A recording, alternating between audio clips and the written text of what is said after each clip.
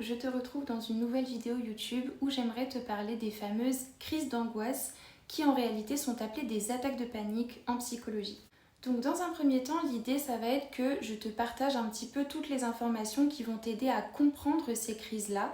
Donc comment elles fonctionnent, pourquoi ton corps réagit comme ça, qu'est-ce qui se passe physiquement et physiologiquement dans ton corps à ce moment-là, pour que tu puisses en fait mieux comprendre et donc mieux maîtriser ces attaques de panique. Ensuite, je vais pouvoir te donner du coup tous les outils que j'ai en ma possession et que j'ai eu l'occasion d'apprendre à la fois via mes études en psycho mais aussi via mon parcours et mon vécu parce que I know what it is, pour que tu puisses du coup savoir comment apaiser ces crises-là, comment mieux les gérer et comment y réagir de la meilleure manière possible.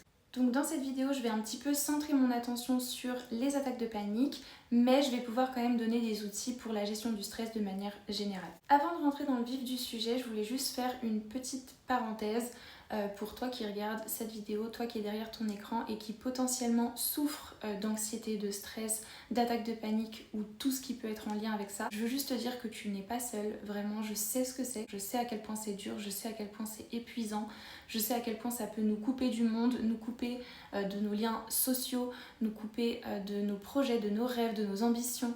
Donc vraiment, je sais ce que c'est, je suis de tout cœur avec toi et c'est pour ça que je suis là. C'est pour ça que je fais cette vidéo, c'est pour ça que je fais ce métier aussi. C'est parce que je sais ce que c'est et que voilà, ce qui donne du sens aussi au fait pour moi de le vivre, c'est aussi d'enseigner les choses que j'apprends à travers ça. Donc là, je vais te donner tous les outils que j'ai en ma possession pour t'aider par rapport à ça. Je veux que tu saches que oui, il existe des choses que tu peux mettre en place pour aller mieux et que c'est aussi un engagement à faire envers soi-même pour appliquer ces choses-là, pour être discipliné vis-à-vis de ça, même si je sais que des fois on est épuisé, qu'on est désespéré et qu'on n'a plus l'énergie de tout ça. Mais en tout cas, je vais essayer de te partager le maximum de ce que je connais. Et si j'apprends de nouveaux outils par rapport à ça, je referai des vidéos parce que c'est ce qui donne du sens aussi à mon existence en fait, clairement. Et voilà, je veux juste te dire que je suis avec toi, que je suis de tout cœur avec toi. Donc tu n'es pas seule, oui il existe des choses pour aller mieux et je vais te les partager dans cette vidéo. Rien n'est gravé dans le marbre, même si je sais que des fois on est désespéré, mais je suis là pour avoir espoir pour toi si tu n'as plus la force de l'avoir. Et je veux te dire aussi que quoi que tu vives, quoi que tu expérimentes comme épreuve, c'est là pour une raison. Même si je sais que là actuellement tu n'as peut-être pas encore la conscience de pourquoi tu vis ça, mais je pense sincèrement que chaque chose qu'on vit est là pour une raison. Tout peut changer, ça demande du temps, c'est un processus, c'est un chemin, même si je sais à quel point ça peut être long. Mais l'idée c'est aussi de stopper la guerre en fait par rapport à ça. L'idée c'est de trouver la paix aussi dans ce stade-là du chemin où tu es juste en train de mettre en place des choses pour aller mieux. Reste connecté à ce moment présent là où tu es en train d'en apprendre plus sur ça, d'en apprendre plus sur toi, parce que le chemin n'a pas de finalité en soi, tu vois. Tu auras toujours des choses à apprendre, tu auras toujours des choses à guérir. L'idée c'est que tu puisses être en paix avec ce stade-là du chemin dans lequel tu te trouves là maintenant en train de regarder cette vidéo. Et d'être en paix avec le fait de ok là, cette anxiété-là, je la gère un peu sur certains points, pas du tout sur d'autres. Et c'est mon stade du chemin et je suis en paix avec ce stade-là du chemin en fait. Je sais pas si c'est clair ce que je raconte. Je sais que c'est plus facile à dire qu'à faire, bien évidemment, et crois-moi, je le vis, donc je sais vraiment, promis, je te comprends. Hein. Je dis pas ça pour le dire, je le dis parce que je le pense et parce que je le ressens, je te comprends. Like, really, do you see in my fucking eyes that I understand you? Sur ce, je te laisse avec la suite de la vidéo. Je te souhaite un bon visionnage. J'espère sincèrement que cette vidéo va t'apporter. En tout cas, elle est faite avec le cœur profondément. J'ai envie de pleurer. Moi, je suis trop sensible, j'ai un souci en fait. Bref, je vais te donner tous les outils qui sont en ma possession pour t'apporter du soutien et des outils et des informations qui vont, je l'espère, t'aider. Voilà, je te laisse avec la suite.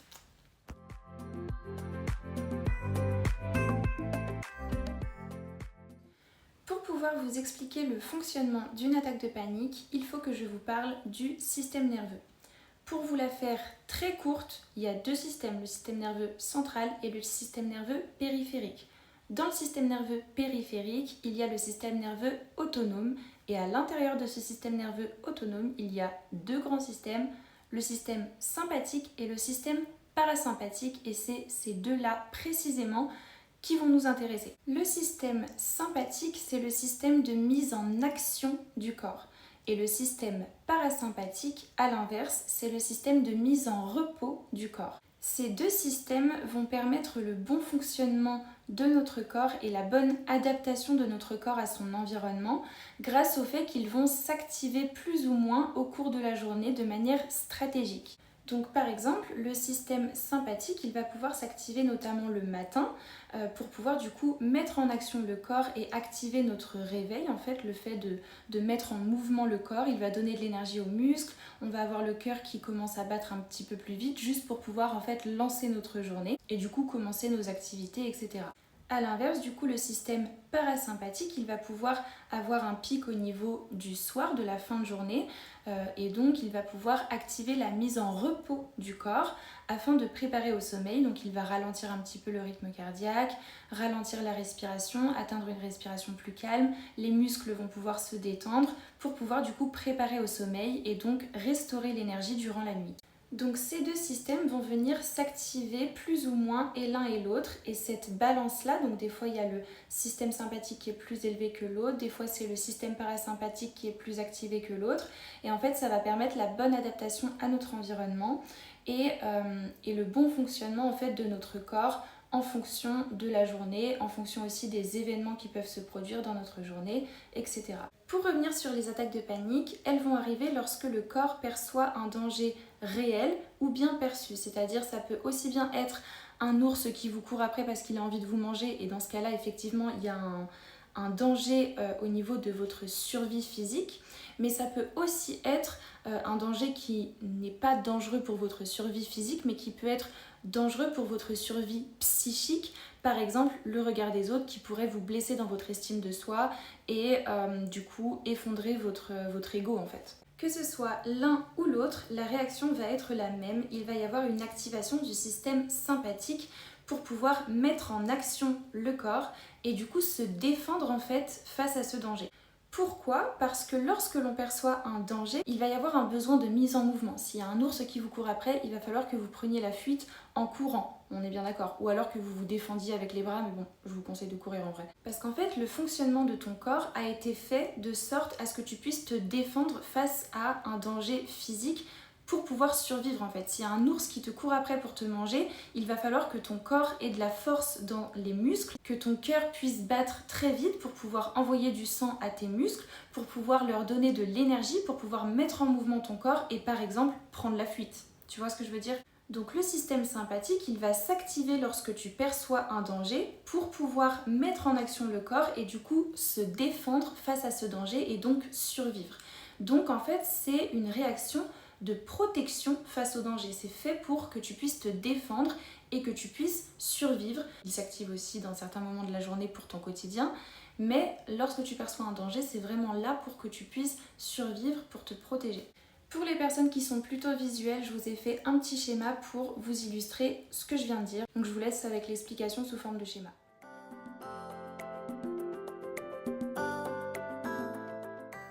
Donc à la base, cette activation du système sympathique, c'est une réaction physiologique de survie physique en fait. Sauf que maintenant, bien évidemment, dans notre société actuelle, le danger n'est pas forcément relatif à la survie physique, mais plutôt à la survie psychique, donc par rapport à l'ego, à l'estime de soi, le regard des autres, etc. Et donc, on va percevoir des dangers qui vont activer la réaction primitive qu'on avait à l'époque, mais qui du coup ne sert pas forcément à grand chose vis-à-vis du danger en question qui est relatif à la survie psychique et non physique. Vous voyez ce que je veux dire ?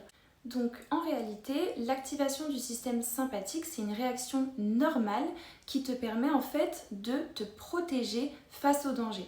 Donc malgré le fait que tes réactions physiologiques, donc le cœur qui bat à 50 000, la transpiration, la respiration qui est hyper rapide, etc., qui sont des sensations qui peuvent être très désagréables, malgré leur côté désagréable et inconfortable, en réalité ton corps est au maximum de ses capacités. Genre vraiment il est au max de sa forme, même si je sais que ça ne paraît pas comme ça quand on le ressent, mais en réalité tes muscles, ils sont remplis d'énergie, ils sont prêts à se défendre, à faire un combat, etc. Ils sont prêts à prendre la fuite, etc.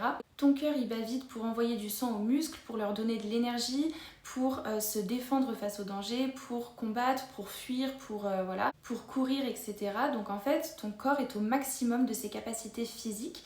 Donc souvent, ça arrive souvent que les personnes qui font des attaques de panique, elles ont l'impression qu'elles vont mourir, que ça va pas du tout, que leur corps va pas bien, qu'elles vont mourir, etc. En réalité, c'est tout l'inverse. Ton corps est au maximum de sa forme, puisque c'est des réactions qui sont là pour te défendre face à un danger. Donc en fait, ton corps est au maximum de sa forme pour pouvoir faire face au danger.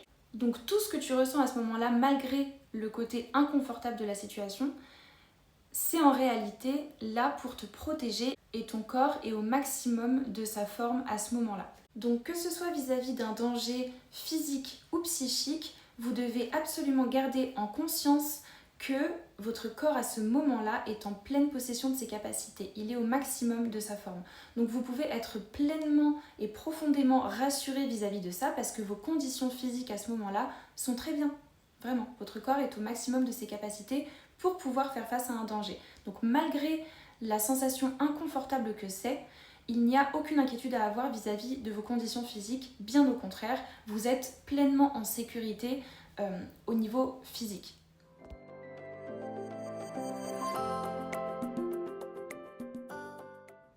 Donc maintenant que vous en savez un petit peu plus sur le fonctionnement d'une attaque de panique, pourquoi elle survient, comment ça se passe physiquement, physiologiquement, qu'est-ce qui se passe dans le corps, etc.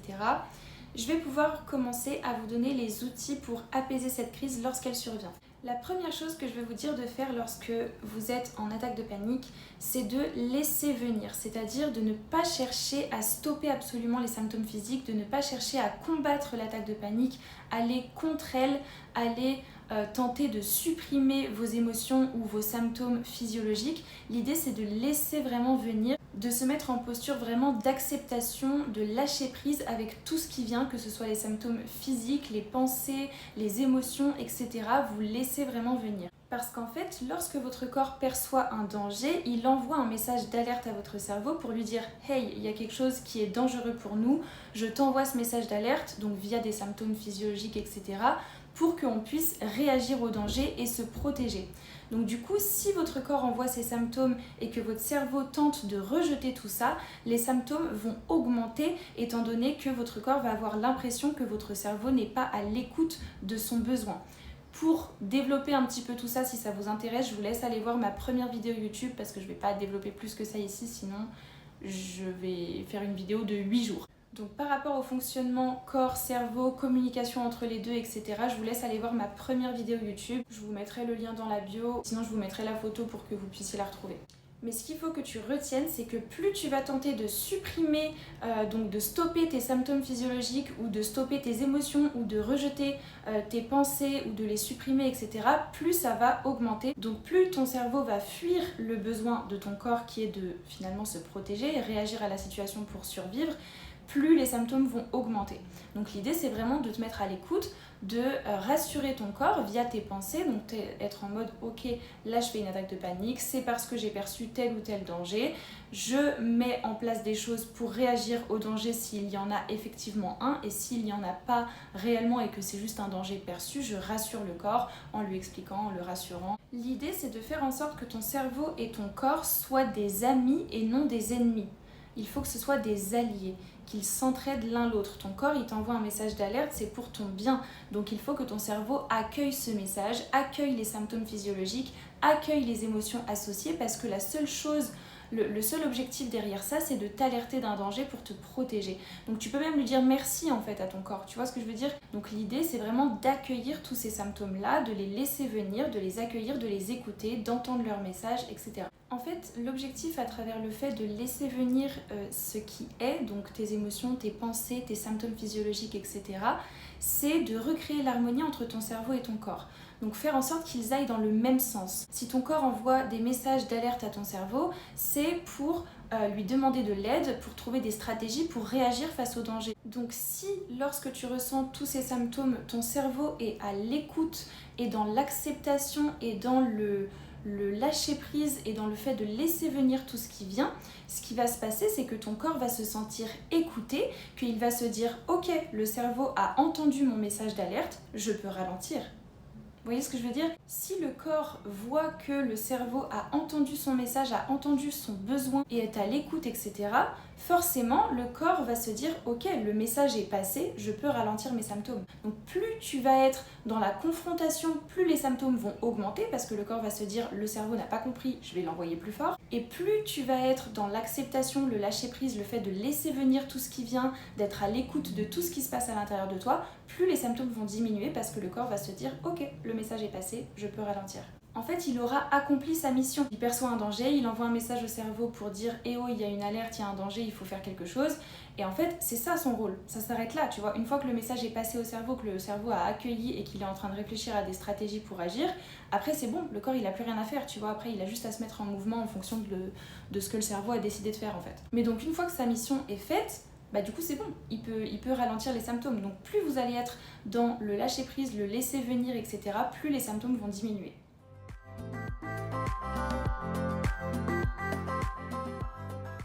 La deuxième chose à mettre en place lorsqu'on fait une attaque de panique, c'est de se concentrer sur l'apaisement de notre respiration. En fait, ce qu'il faut comprendre, c'est qu'il y a une interaction mutuelle, une influence mutuelle entre les systèmes sympathiques et parasympathiques et la respiration. Comme je l'ai dit au début de la vidéo, lorsqu'il y a une activation du système sympathique, il va y avoir une accélération du rythme cardiaque, de la respiration pour pouvoir envoyer du sang aux muscles, etc. A contrario, comme vous l'aurez compris, le système parasympathique, lui, va être associé à une respiration plutôt lente. Donc, lorsque vous jouez sur la respiration, vous allez activer plus ou moins le système sympathique ou le système parasympathique. Parce qu'il y a une influence mutuelle entre respiration et les systèmes. En fait, la respiration, c'est la seule chose sur laquelle vous avez du contrôle. Vous ne pouvez pas contrôler votre rythme cardiaque, on est bien d'accord. Vous n'avez pas de pouvoir dessus. Vous ne pouvez pas contrôler le niveau de sang qu'il y a dans vos muscles. Vous n'avez pas de contrôle dessus non plus. Alors que la respiration, bah vous pouvez le contrôler ça, pour le coup. Vous pouvez vous dire, ok, je respire sur 5 temps et je souffle sur 5 temps. Vous avez un minimum de contrôle sur votre respiration. Et donc, vu qu'il y a une influence mutuelle entre les systèmes et la respiration, eh bien si vous ralentissez votre respiration, vous allez rééquilibrer les deux systèmes et réactiver en fait le système parasympathique qui est du coup le système de mise en repos de l'organisme. Donc si vous ralentissez votre rythme respiratoire volontairement, vous allez réactiver le système parasympathique. Ça va permettre du coup de rééquilibrer la balance et de ramener le calme dans votre corps. Parce que vu que le système parasympathique est associé à la mise au repos de l'organisme, forcément ça va ralentir le corps et donc ça va calmer votre crise. Ce qui va être intéressant aussi, c'est d'allonger au maximum les expirations, notamment parce que c'est elles qui vont le plus activer le système parasympathique. C'est vraiment l'allongement des expires. Donc on inspire légèrement par le nez et on souffle par la bouche comme si on soufflait dans une paille. Et vraiment tout doucement, de sorte à allonger les expires, et c'est ça qui va vraiment favoriser l'activation du système parasympathique et donc l'apaisement des symptômes physiologiques d'anxiété, de stress ou d'attaque de panique. Pour ceux qui sont plutôt visuels, je vous ai fait un petit schéma qui résume ce que je viens de dire, et si vous voulez faire une screen comme ça peut être l'occasion d'avoir un petit résumé dans votre galerie photo, ça peut toujours servir.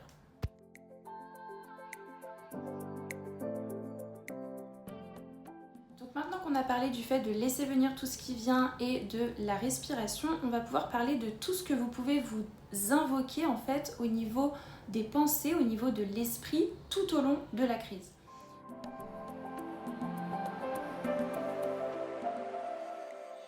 La première chose à vous dire vraiment dans votre esprit lorsque vous êtes en pleine crise, c'est déjà de se rappeler de ce que je vous ai dit au début de la vidéo, c'est que votre corps, là, actuellement, pendant que vous êtes en train de faire cette crise, il est au max de sa forme. Il est en train de développer tous les symptômes physiologiques qui permettent de mettre en action le corps pour se défendre face au danger, donc il est au maximum de ses capacités. Donc tout va bien au niveau physique. Je sais que vous n'en avez pas l'impression, mais je vous assure que votre corps, il va très bien à ce moment-là. Donc lorsque vous êtes en pleine crise, vous pouvez maintenir dans votre esprit cette idée-là de « Ok, là mon corps il est en train de développer plein de symptômes physiologiques qui sont pas très confortables, mais qui sont là pour me protéger et pour mettre mon corps au maximum de ses capacités. Donc tout va bien, je laisse venir. » La deuxième chose à se maintenir en esprit pendant la crise, c'est que cette crise, elle ne peut pas durer indéfiniment, c'est pas possible. En fait, votre corps, quand il est dans cet état-là, c'est un état qui est assez extrême parce qu'il est au max de ses capacités pour faire face au danger. Donc forcément, c'est assez puissant comme sensation parce que votre corps, il est vraiment au max de ses conditions. Donc cet état-là, il est fait pour réagir au court terme de manière rapide pour répondre au danger. Mais cet état, il ne peut pas durer indéfiniment parce que tout simplement, il y a un moment donné où les ressources vont s'épuiser en fait, tout simplement.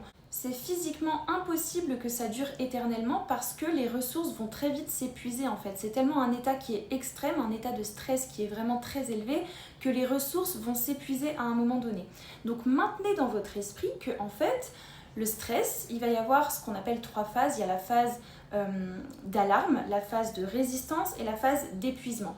Et en fait, il y a un moment donné, en fait, le pic va être atteint et que ça ne pourra pas être dépassé.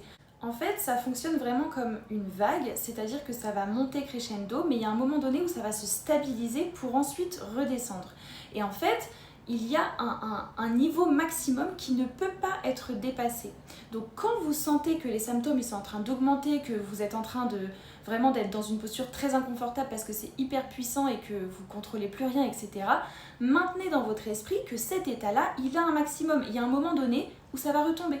Il y a un moment donné où le pic va être atteint et ça ne pourra pas aller plus haut. Ça ne peut pas, en fait, l'idée c'est de maintenir à notre esprit que ça ne peut pas monter indéfiniment. C'est pas possible. Donc vous n'allez pas rester comme ça pendant 8 heures, tu vois. Donc maintenez en conscience que c'est une vague et qu'elle est éphémère cette vague. Elle ne va pas durer 1000 ans, vraiment.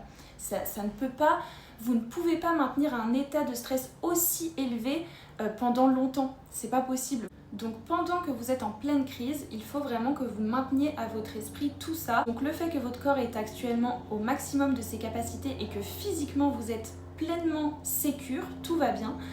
Et le fait que cet état qui est très inconfortable ne peut pas durer éternellement, il ne peut pas monter éternellement, que c'est juste une vague qui va atteindre un sommet à un moment donné et qui va redescendre. Forcément. Peu importe ce que vous faites, peu importe ce qui se passe, peu importe la manière dont vous réagissez, ça va redescendre. Forcément. Donc, maintenez dans votre esprit ça, maintenez le fait que voilà, c'est une vague, c'est en train de monter, ok, ça va atteindre un pic et ça va redescendre. Vous laissez ça, vous traversez et c'est tout. Et vous maintenez en conscience le côté éphémère en fait de cet état. Donc encore une fois, je vous mets le petit schéma si vous voulez screener pour mettre dans votre galerie. Comme ça, si jamais vous faites une attaque de panique ou quoi que ce soit, vous pouvez peut-être re-regarder les schémas et comme ça vous aidera peut-être aussi sur le moment, mais aussi pour que vous puissiez mieux visualiser pour ceux qui ont une mémoire visuelle. Voilà, je vous mets le schéma.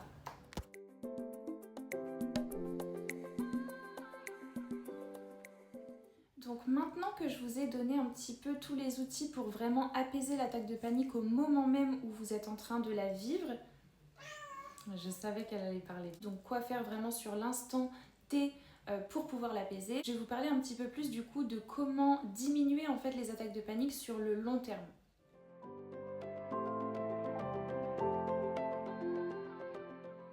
Donc pour pouvoir agir sur les attaques de panique sur le long terme, c'est-à-dire les faire diminuer voire même disparaître, il faut faire de l'exposition progressive. Donc l'exposition progressive, c'est tout simplement le fait de venir se confronter au stimuli, on appelle ça comme ça, donc à l'élément déclencheur de nos attaques de panique.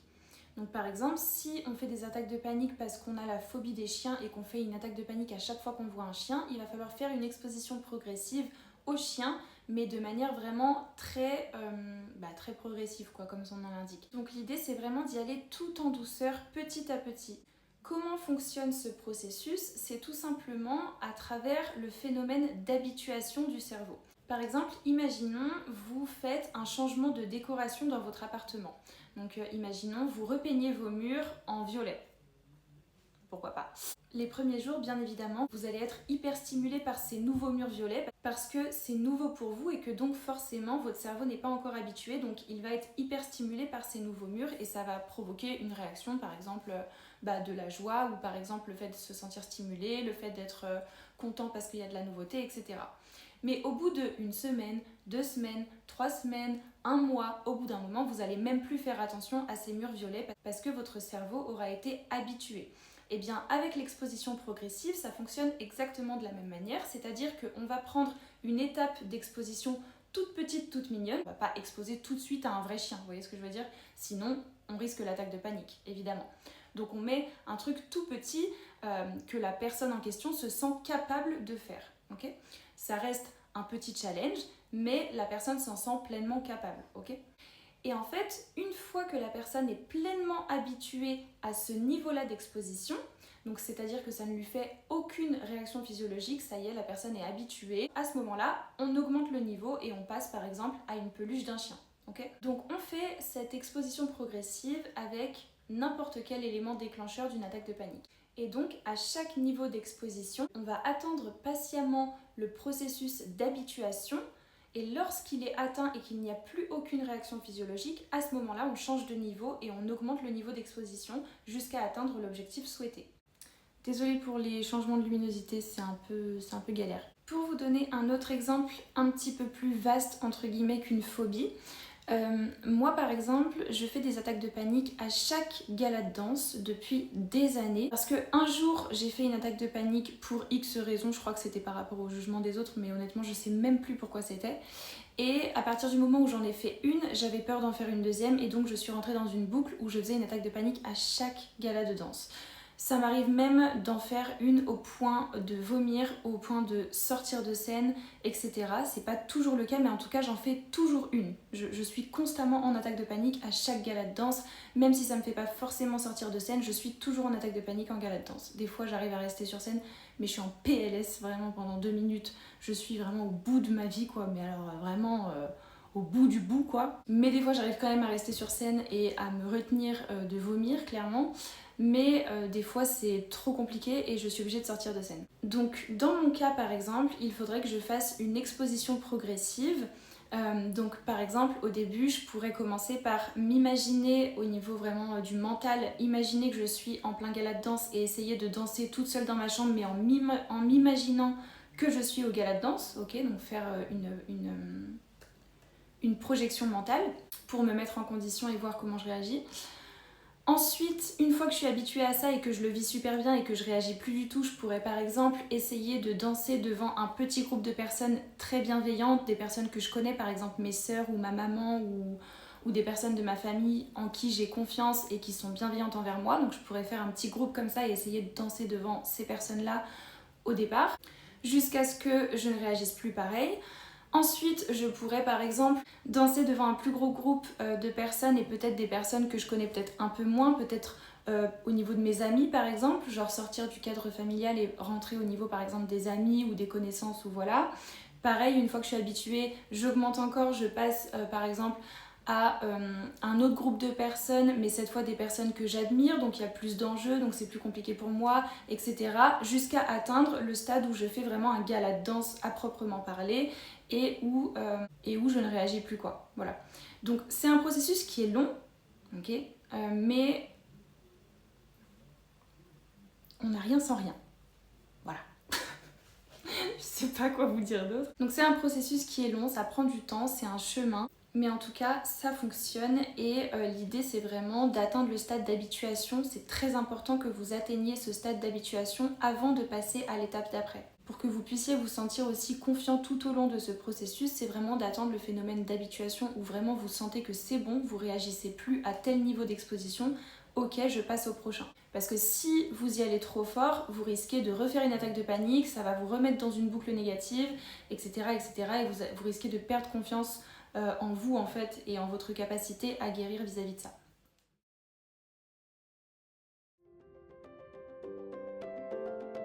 Et enfin, la dernière chose que j'aimerais vous dire par rapport à tout ça, c'est de prévenir les rechutes, c'est-à-dire les moments où vous allez peut-être refaire des attaques de panique durant ce processus-là, ou les moments tout court où peut-être vous n'avez pas encore commencé le processus d'exposition mais vous faites des attaques de panique et vous êtes au bout de votre vie à chaque fois que vous en faites une, soit parce que vous le vivez comme un échec, soit parce que vous êtes énervé contre vous-même ou quoi qu'est-ce, ou que vous le vivez comme une injustice, ou que peu importe l'émotion négative que vous ressentez à ce moment-là quand vous faites effectivement des rechutes et que vous faites une attaque de panique encore et que vous en pouvez plus. Je sais que c'est difficile, vraiment je sais à quel point c'est difficile, mais je veux que vous mainteniez en fait à l'esprit que vous n'êtes pas défini par vos rechutes, vous êtes défini par votre capacité à vous relever. C'est ça qui vous définit, c'est pas la chute en elle-même, c'est votre capacité à vous relever après cette chute-là. Donc déjà, je veux que vous mainteniez ça en tête, ok. Votre angoisse, de manière générale, ne vous définit pas. Vous n'êtes pas défini par cette rechute-là, vous êtes défini par votre capacité à vous relever. Okay. C'est ça qui va faire, en fait, c'est la manière dont vous allez réagir face à cette rechute qui va vous définir. Pas la chute en elle-même, la manière dont vous y réagissez. Et en fait, pour les personnes qui, comme moi, sont dans cette boucle machin de oh là là, j'ai peur de faire une attaque de panique et du coup je la provoque parce que vu que j'ai peur de la faire, je la provoque. En fait, ce dont vous avez peur finalement, ça peut être de faire l'attaque de panique, mais ça peut aussi être la conséquence de cette attaque de panique, c'est-à-dire, par exemple, moi, quand je fais des attaques de panique au gala de danse, ça me fait sortir de scène parfois. Et ça, cette sortie de scène-là, elle me frustre énormément et elle me crée un sentiment de honte extrême parce que j'ai l'impression de me faire remarquer forcément par le public. C'est ce sentiment-là de honte, d'échec aussi envers moi-même, de colère aussi parce que j'ai l'impression que ça me pourrit littéralement tous mes rêves et toutes les choses qui me tiennent le plus à cœur, donc c'est très difficile à vivre pour moi. Donc tout cet amas-là d'émotions négatives, c'est ça finalement que j'appréhende en fait en faisant une crise. Vous voyez ce que je veux dire ? En fait, j'ai peur de faire une attaque de panique parce que je sais que si j'en fais une, il va y avoir tout ça que je vais devoir ressentir et que j'ai pas envie de ressentir ça en fait parce que c'est source de souffrance pour moi. Donc en fait, j'appréhende la souffrance psychique que je vais ressentir si je fais une attaque de panique. Vous voyez ce que je veux dire ? Et donc, ça nourrit cette boucle négative, ok ? Donc l'idée, si vous êtes dans ce cas-là, où effectivement les conséquences de votre attaque de panique sont douloureuses, et donc c'est ça que vous appréhendez finalement, c'est justement de choisir en fait de rester pleinement bienveillant avec vous-même dans le cas éventuel où vous vivez cet échec-là. Vous voyez ? C'est-à-dire, moi, et ça je remercie ma grande sœur Megan, si tu passes par là, je t'aime.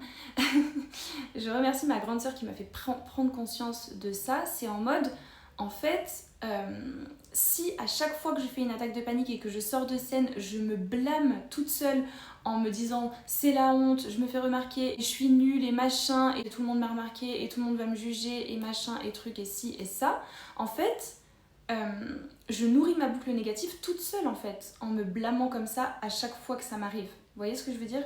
Alors que si vous choisissez en pleine conscience de ne pas vous blâmer lorsque ça vous arrive, eh bien en fait, en dédramatisant cette possibilité là, d'échouer entre guillemets ou de faire une attaque de panique dans tel ou tel contexte, en dédramatisant cette issue-là qui est une possibilité, eh bien, vous inversez la boucle en fait. Tu vois ? C'est-à-dire que moi, là par exemple, à mon dernier gala de danse, je suis sortie de scène. J'ai vomi dans les coulisses. Est-ce que c'est bon pour vous ? JPP. Donc je suis sortie de scène, j'ai fait une attaque de panique, impossible de rester sur scène, j'ai tenu jusqu'au maximum de ce que je pouvais, j'ai vomi dans les coulisses, j'ai fait une sortie de scène. Habituellement, j'aurais été dans une honte énorme du fait de m'être fait remarquer par 800 personnes, d'être sortie de scène en plein milieu d'un gala de danse où il y a quand même un public assez conséquent, etc. J'aurais été dans le sentiment d'échec face à mon anxiété qui guide ma vie alors que j'ai plein de rêves et que ça me bousille mes rêves et machin. Enfin, j'aurais été dans cet amas d'émotions négatives horribles qui est source d'une énorme souffrance. Mais là, j'ai été en mode, je suis passée par toutes les émotions, hein, je vous rassure, on ne change pas un truc en un claquement de doigts, mais j'ai choisi en fait de ne pas me blâmer en fait. J'ai choisi de ne pas avoir honte, j'ai choisi d'être dans la bienveillance avec moi-même en me disant ok, bah c'est pas grave en fait. J'ai donné le maximum de ce que je pouvais, j'ai fait une sortie de scène, j'ai fait une attaque de panique, bah c'est pas grave. C'est pas grave. Et il faut que dans l'éventualité où ça arrive, vous soyez effectivement dans cet état de c'est pas grave. Par exemple, moi, à mon dernier gala, j'étais en mode ok, bon bah si je sors, c'est pas grave, si je sors de scène, c'est pas grave, si je sors de scène, c'est pas grave. Je suis sortie de scène et à un moment donné, j'ai eu de la colère. Évidemment, parce que c'est le réflexe premier que j'ai depuis des années, donc forcément, c'est automatique quoi, presque. Donc la première chose, j'ai eu de la colère et j'ai repris ma liberté en me disant non en fait. Depuis tout à l'heure, tu te dis si je sors, c'est pas grave. Bah là, t'es sorti, bah c'est pas grave. Donc il faut que vraiment tu suives ta ligne conductrice en fait. Genre, si tu te dis ok, s'il se passe ce pire scénario, c'est pas grave. Et bah si effectivement ce scénario arrive, tu restes dans ta ligne conductrice et t'es en mode ok, c'est pas grave. Et en fait, en choisissant délibérément de ne pas me blâmer par rapport à ça, eh bien, je reprends en fait ma liberté. Je ne laisse pas mon anxiété choisir de mon émotion en fait. Je ne laisse pas mon anxiété avoir de l'impact sur moi, sur la manière dont je vais me sentir. En fait, je ne lui laisse pas l'opportunité. Je ne lui laisse pas cette liberté-là. Je reprends ma liberté à moi en choisissant de dédramatiser la situation et de me dire ok, c'est arrivé, c'est pas grave. Point. Tu vois? Et en fait, en dédramatisant cette situation-là, j'inverse la boucle parce que du coup, ce que j'appréhendais comme conséquence de mon attaque de panique, et bien du coup, je ne le vis plus puisque je choisis en fait d'être bienveillante avec moi-même à ce moment-là en fait.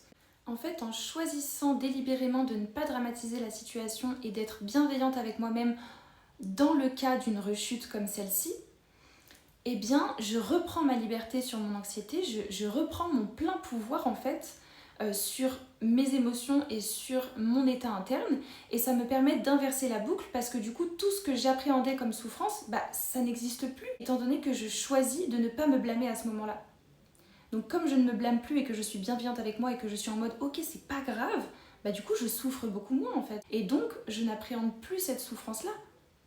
Donc je reprends le pouvoir en fait. Et donc voilà, c'était ça que je voulais vous dire. Bon, là, évidemment, j'ai fait un gala de danse sans avoir fait aucune exposition au préalable, bien évidemment.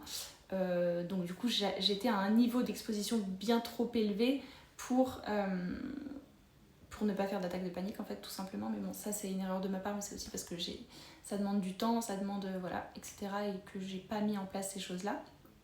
Mais je compte le faire parce que je peux vous dire que je ne suis pas prête d'abandonner la scène. 1-1, regardez-moi bien, 1-1. That's a no. Donc j'en ferai de l'exposition et je vous souhaite du fond du cœur d'en faire aussi si vous avez quoi que ce soit qui est déclencheur d'une attaque de panique chez vous. On est ensemble et on va y arriver. Et je crois que j'ai tout dit pour cette vidéo. En tout cas, j'espère du fond du cœur que ça vous aura apporté. Merci beaucoup pour votre écoute. Et puis, je vous envoie beaucoup d'amour, beaucoup de bienveillance. Et je vous dis à bientôt dans une prochaine vidéo.